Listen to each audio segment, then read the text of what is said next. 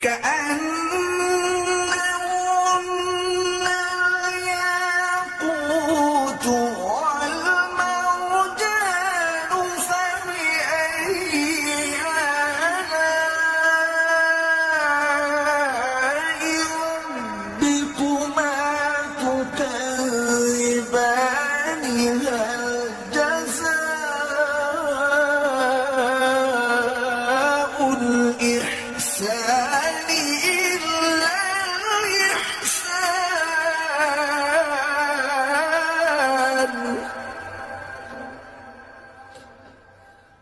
فبأي آلاء